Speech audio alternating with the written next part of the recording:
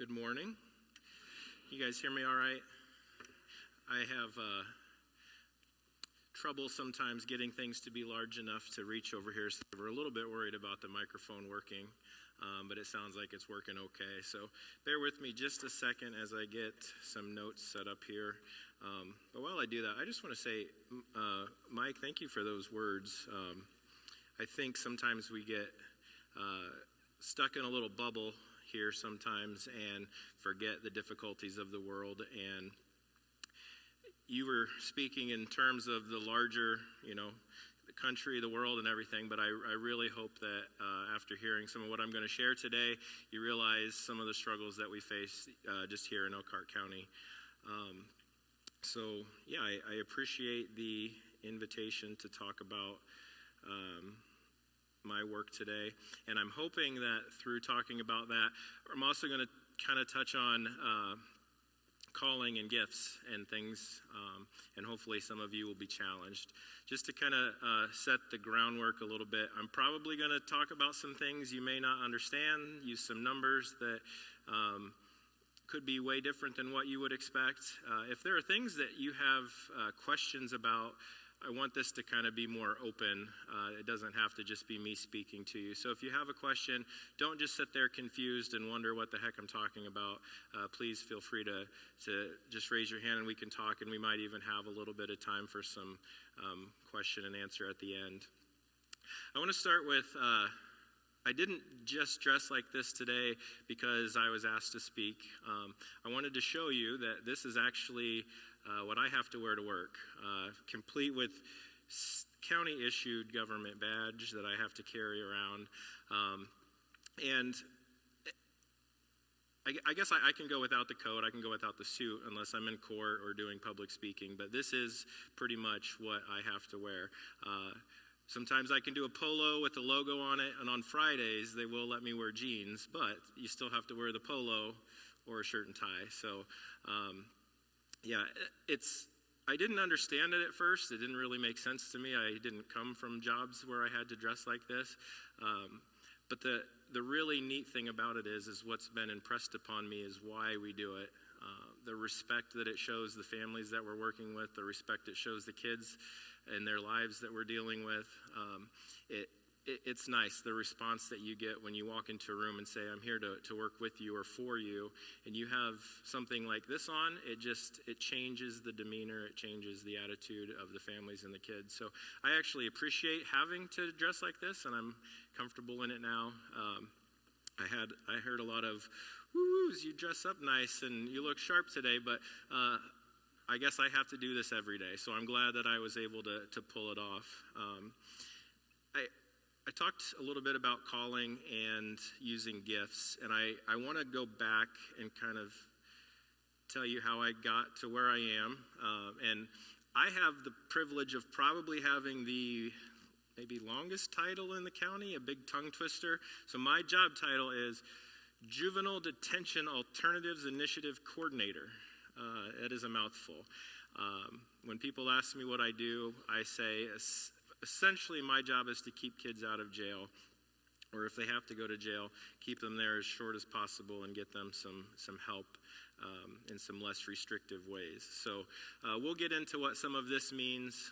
I do work for Elkhart County Court Services, but JDAI is a state and nationwide initiative that we do, and Elkhart County volunteers to take part in it. We are not mandated to be a JDAI county, but hopefully you'll see as we talk about this why it's necessary and what we're trying to accomplish. One other thing before I get into this, just so you understand the scope of what I have to do, JDAI in this county is one person. It's me. I'm the only. I don't have a staff. I don't have anyone that works with me or for me. My boss gives me some oversight, but even he just kind of says, "Do it how you want to do it." There's some guidelines from the state. There's some guidelines from the federal stuff with the grant money and things like that.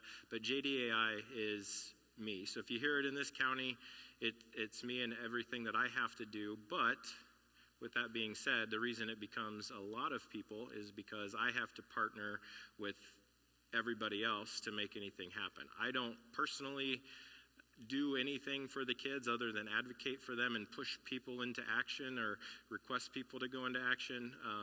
So I have to partner with a lot of people. A really cool thing that happened, we just reached tenured site status. We're one of the longest reigning counties in Indiana for JDAI, and so they asked us to do a tenured site assessment. So we started this in 2011, and I'll get into this a little bit later, but the really cool thing was they said, we want you to bring all your partners and your stakeholders together.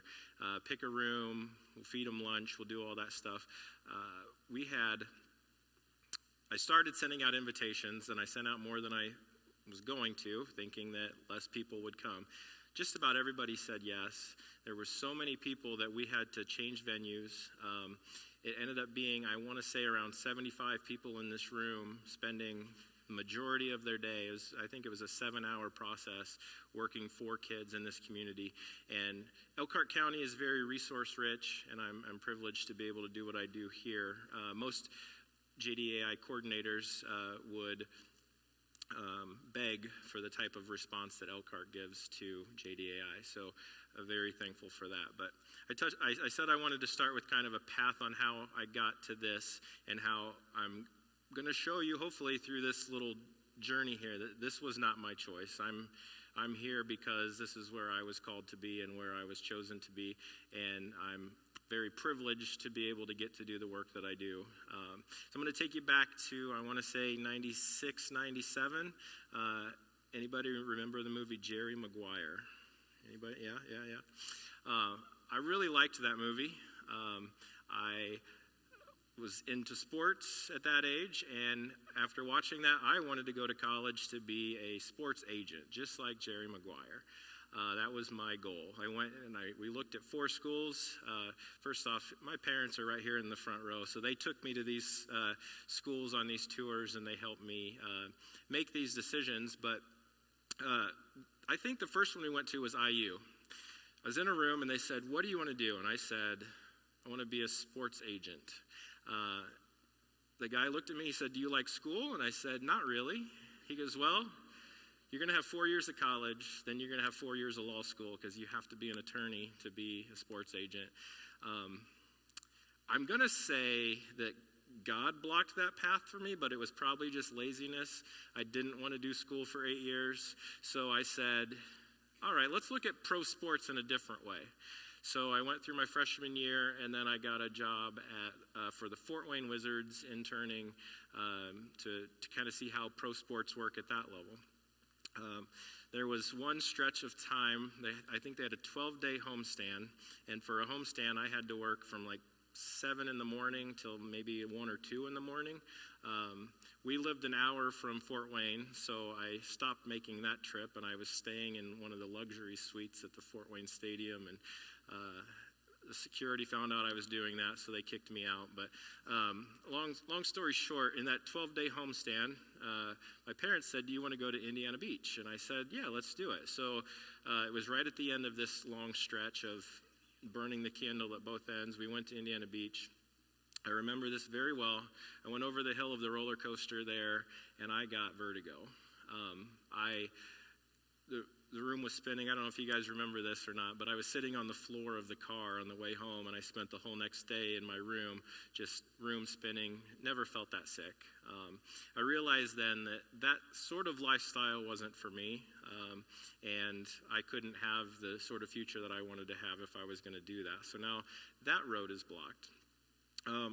Get through, I believe, my junior year, and I became a camp counselor after my junior year, and then I did the same thing after my senior year. So from about the age of 2021, I started working with kids. And then after my senior year, I interviewed. I wasn't sure what I wanted to do. I interviewed at the Indianapolis Motor Speedway because I still wanted to work in sports. I was still trying to fight off the working with kids part of my calling. So I interviewed at the Motor Speedway. It was really neat. They actually took me out on the track and drove around going like 140 miles an hour while they asked me questions, and I think my hands were on the dash, and it was a cool but kind of scary opportunity. Interviewed well, I would say, and he said, I'll call you on this day with an offer. That day came and went, no offer. And the church camp that I'd worked at the previous 2 summers called and said, do you want to be a camp counselor again? And I said, well, I don't have a job. Let's do it. So I I accepted the job. Next day, the Motor Speedway calls and says, hey, we'd like to offer you this position. And I wasn't quite sure if I really wanted to get into that, so because I had taken the job at the camp and because they waited an extra day to call me, I turned that down. So now that path for this Motor Speedway is blocked.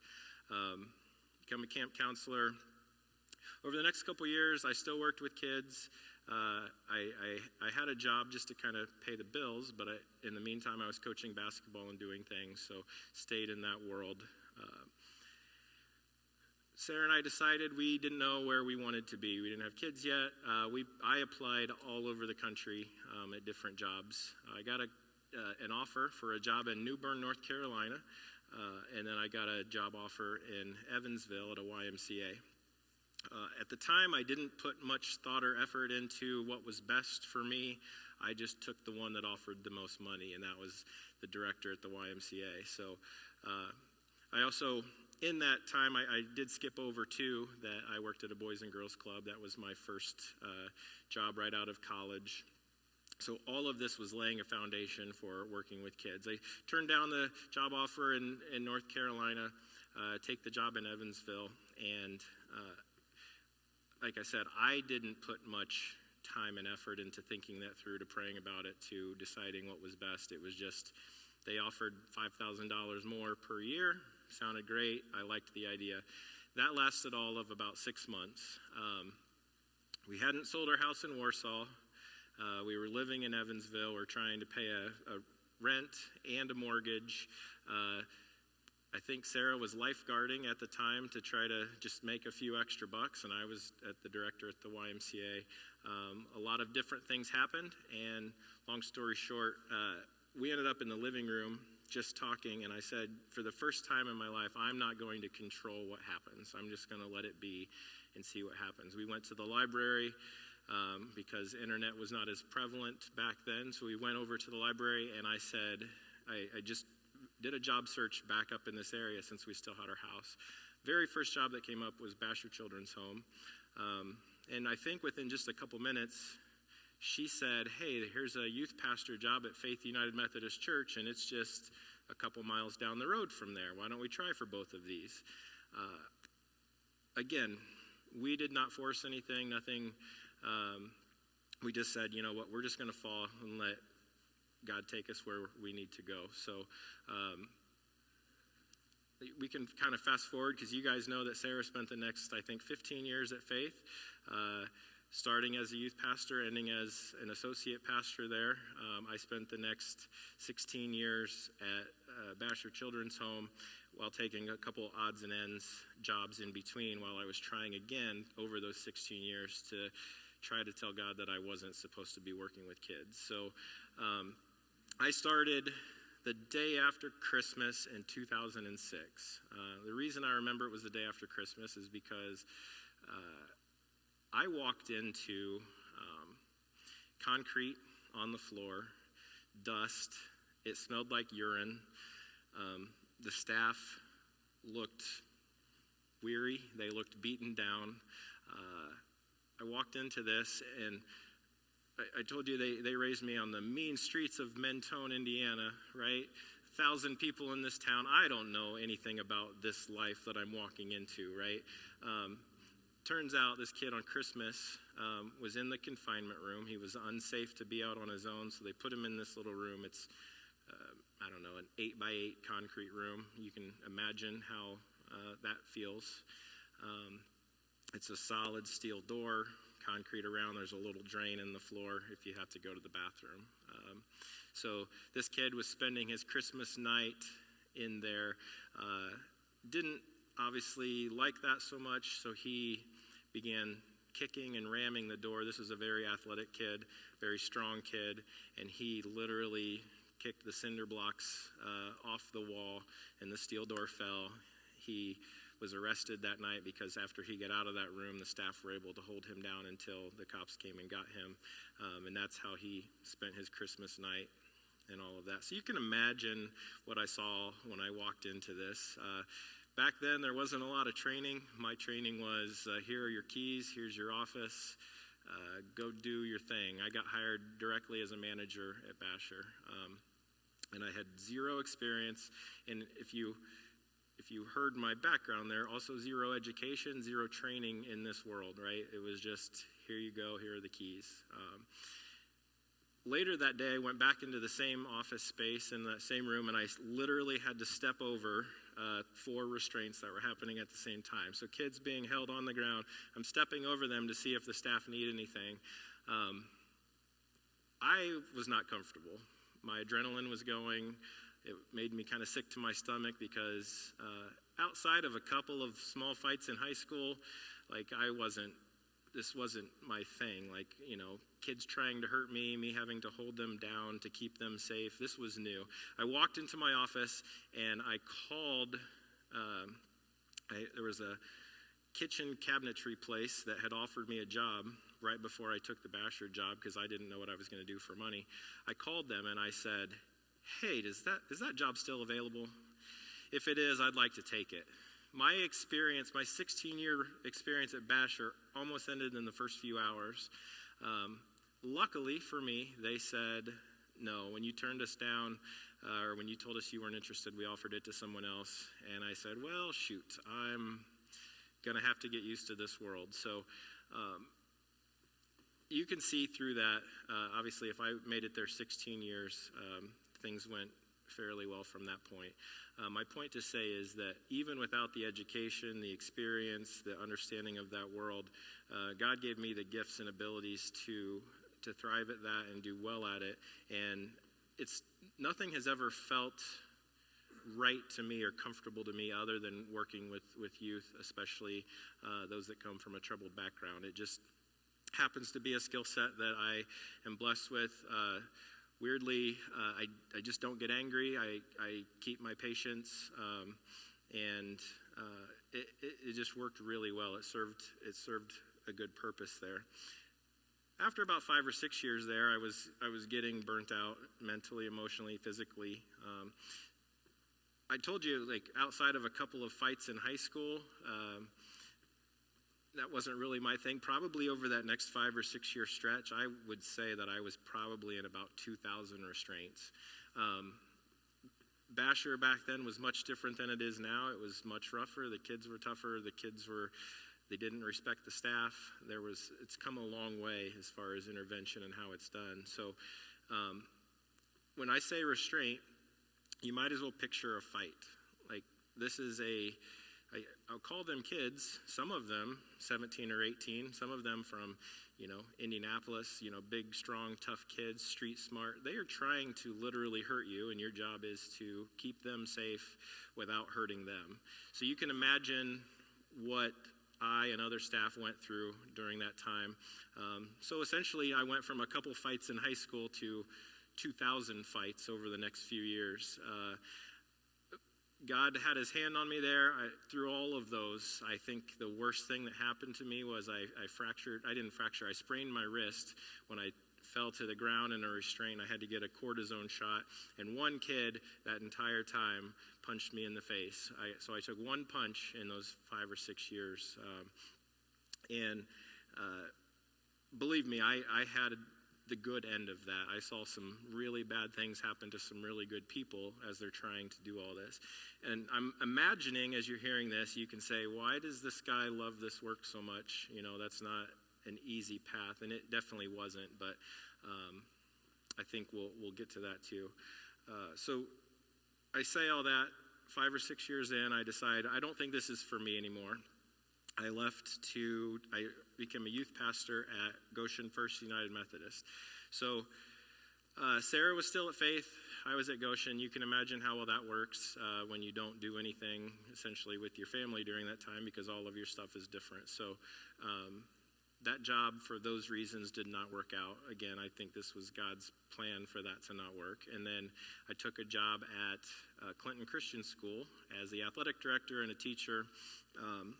I will say this, if any of you have ever taught or are teachers or related to teachers, bless them. That is probably one of the toughest jobs I have ever done. Not for me. Thank you for your calling. Thank you for what you do, because that was not, I would take the 2,000 restraints over being stuck in a classroom for an hour any day of the week. So if you guys aren't paid enough, and yeah, I can't say enough about the work that teachers do. But through all of this, again, this was God saying, this is not for you. My calling was still at Basher. I interviewed, I went back, and I took a job as the manager of the homeless shelter at Basher. Some of you may not even realize they have a homeless shelter at Basher, but there is a facility there that accepts kids that aren't necessarily in trouble, but just need a place to go. I loved that job. I did that for the next 5 or 6 years. I kept kind of getting promoted up until I ended up being the director of the shelter care, did a lot more things on campus. Things were going really well. I realize as I'm telling you the timeline, I skipped over one really important part. I want to touch on this, and then we're going to jump into the job stuff. One other job that I tried to leave for, and I think the reason it slipped my mind, this ended up being 5 weeks. So I left one more time, and I took a job as, I think it was called the electronic banking director. You could tell I'm not a banker. I might be able to dress up for like one for Halloween or something, but I don't know banking. But this was me taking one last effort of saying, I'm not supposed to work with kids. I'm not supposed to do social work. I'm going to go be a banker. Yeah, that was not for me. During this time, though, and this is what was really impressed upon the calling stuff for me, is that my grandmother was not doing well at this time. She was, we'd find out she would be passing away shortly after this interaction that I had with her. But right after I took the job at the bank, I thought, my grandma was going to be really proud of me. I took this job that I thought, people wouldn't be that impressed with, would kind of question why I do what I do, and I'm going to take it and I'm going to go work at the bank. I told my grandma that I took this job at the bank, and she had the wisdom to give me that look that, sometimes only moms or grandmas can, and I instantly knew that she was disappointed in me. And then she made it known that she was disappointed in me. She started shaking her head, and she said, that's not what you're supposed to do. And of course I did, Grandma, you're wrong. I did all that. I tried to tell her that I had outgrown what I was doing, and she said, no, that's not what God made you for. That's not what you're supposed to be doing. She says, I'm happy for you. I'm happy that you're happy, but you were meant to do this other thing. And that was the last conversation that I had with my grandmother, because she passed away before I was racing back to get to see her when I heard that it was about that time, and I didn't make it in time. So my last conversation with her was her giving me the wisdom of that I just had taken this job and given up the job that she was really proud of to take this other one. And her wisdom was very spot on. I lasted about 2 more weeks at the bank, and I went to their HR and said, I can't do this anymore. This isn't what I'm supposed to do. And I called Basher, and they said, we haven't hired your position. We've kept it open. I think they kind of thought that I was going to be coming back. So I left, and I actually just went right back there the next day. So that whole experience lasted 5 weeks, and that was the last time I tried to run from this type of work. So definitely a calling. Every road for me has been blocked. And then I was happy doing the shelter care, the homeless shelter stuff. I thought that's what I was going to do the rest of my career. Basher was taking care of me financially. They were, offering me all the support that I needed, and was not looking for anything else. I got a call from a friend and said, hey, I gave your name to some people. There's this job called JDAI. Have you heard of it? And I said, yeah, a little bit. They said they would like to talk to you. Would you take an interview with them? And needless to say, I took the interview. I spoke to them, and it worked really well for me. I get to do a lot of the same work I was doing, just on a larger scale. I get to help more kids, and I, through those talks, started doing this about 2.5 years ago. So I haven't been watching the clock. I don't know where we're at. We doing okay on time? Okay.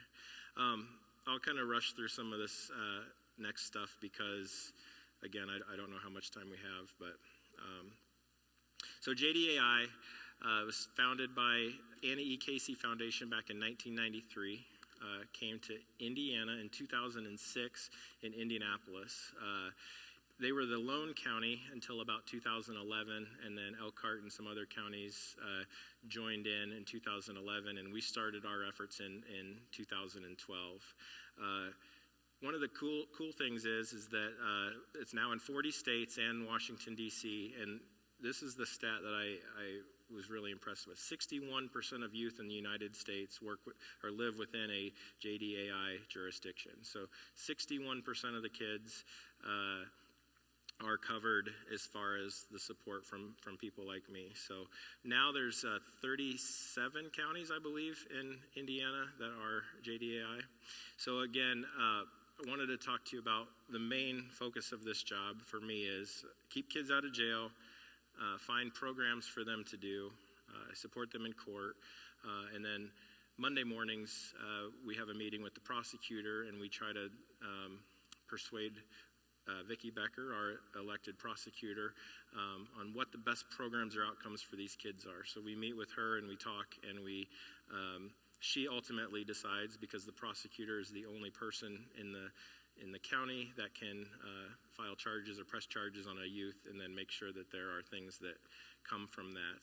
So all of it goes through the prosecutor to find out what happens on the other end. So we meet with her every Monday, and we staff all of the kids. So essentially how it works is every child that is arrested in Elkhart County, I get their information. I work with a bunch of other people who also get the same information, and then we get together and we try to figure out the best outcome for these kids.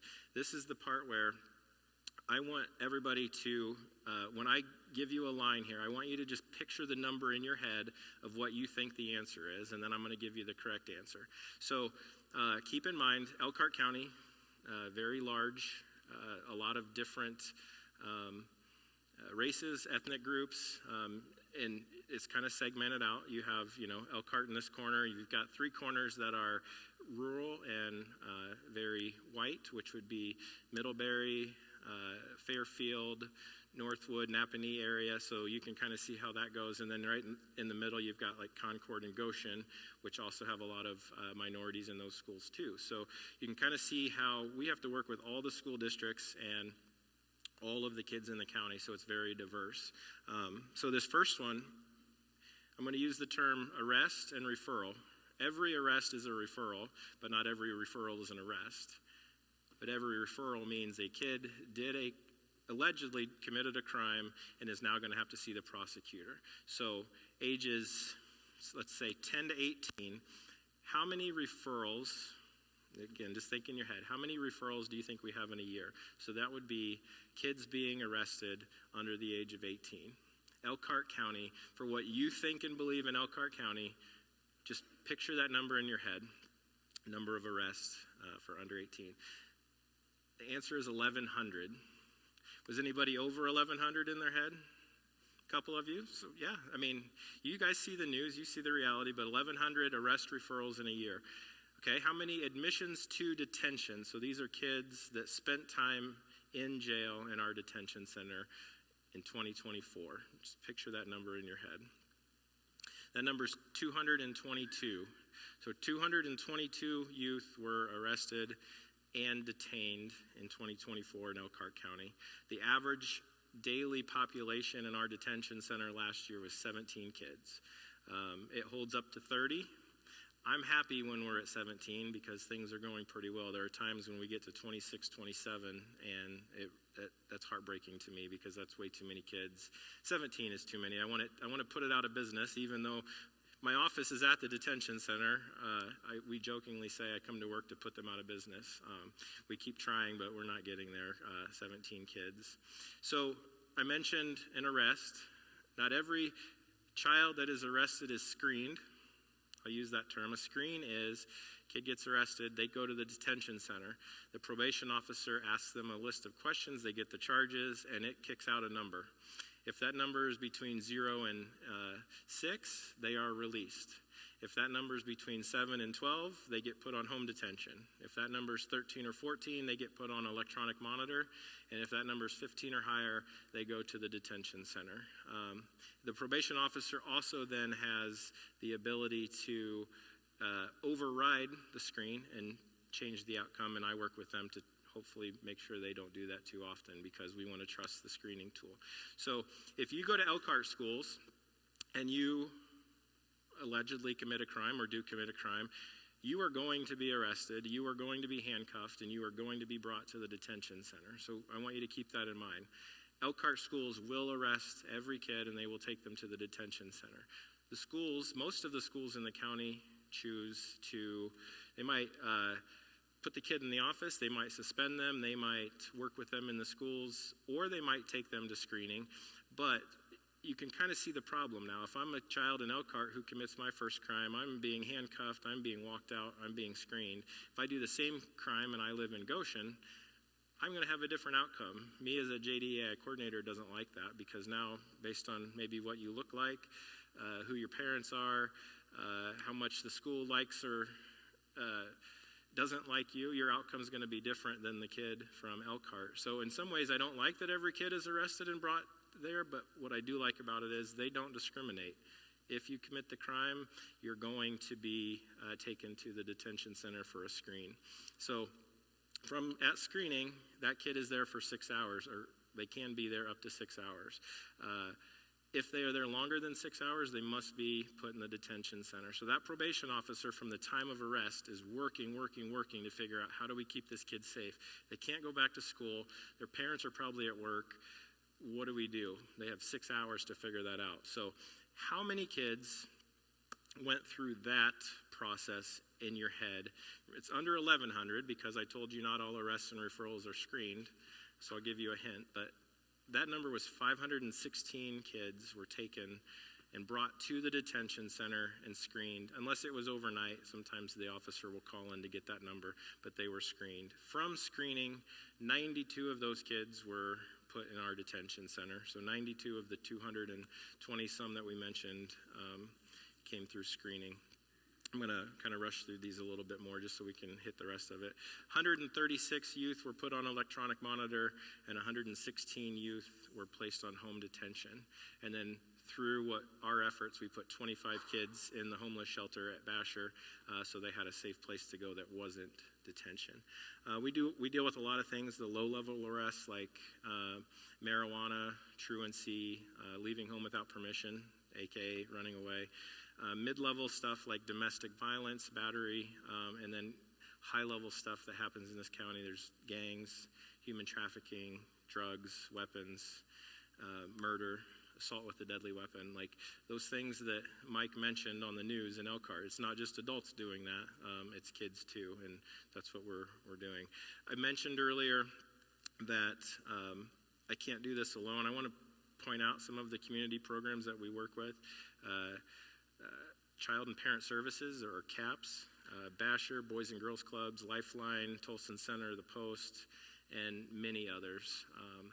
And I think part of what I was hoping to impress upon you guys today is, while it takes all of those people working on a daily basis, there are a lot of things that you can do as well. You don't have to be the prosecutor or the judge or the magistrate, or we work with FBI and Homeland Security. We're all working together to get the best outcomes for these kids, but it's people like you that can pray for them, that can spend time with them, that can offer financial support, that can volunteer in different ways. Like, we don't all have to do this at the level that I'm called to do and I enjoy doing. We can all get involved in different ways.